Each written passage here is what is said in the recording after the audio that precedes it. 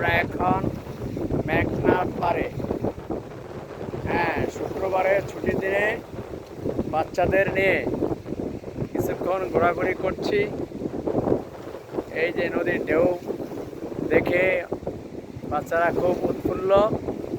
তারা বহুদিন ধরে আমার কাছে বায়না ধরেছে একটু নদীর পাড়ে ঘোরাঘুরি করবে।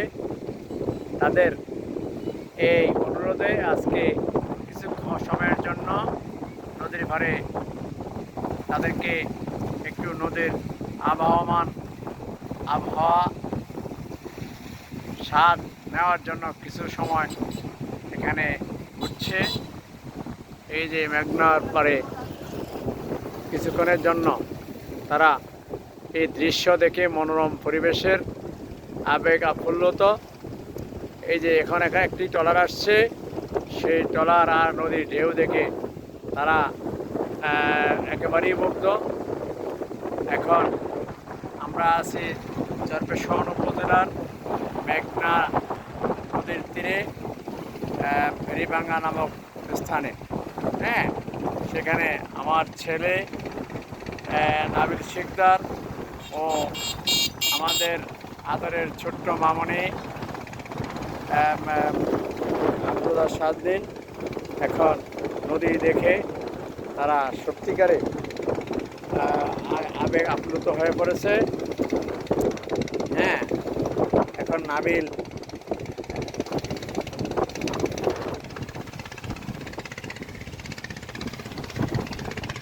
এই যে বেরি সুন্দরভাবে বেরির ডালে, একবারে বেরির ডালে এখন জোয়ারের সময় বেরির ডালে পানি চলে আসছে।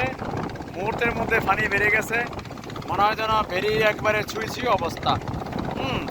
বাতাসও বাড়তেছে, পাশাপাশি পানিও বাড়ছে। এখন আমার ছেলেমেয়েরা এই জোয়ারের পানি আর এই বাতাস দেখে তারা সত্যিকারই একেবারে মুগ্ধ, যে মনে হয় যেন একেবারে পানি তাদের গায়ে এসে পড়বে এরকম একটা অবস্থা আসলে। আর এদিকে নদী দিয়ে যাচ্ছে বিশাল এক মাছ ধরার ট্রলার। হ্যাঁ, সেই ট্রলার দেখে তো মনে হয় যেন আরেকটা সুন্দর পরিবেশে এসে পড়ছি। হ্যাঁ, সত্যি না আসলে বলা যায় না, বোঝা যাবে না এখানে আসলে পরিবেশ থাকে। এখানে নয়, পরিবেশ আছে, নদীর সুন্দর পরিবেশ দেখি। হ্যাঁ, চরপেশন উপজেলার মাদ্রাজ ইউনিয়নের সেই ফেরিবাঁধ এলাকায় ফেরিভাঙ্গা নামক স্থানে এসে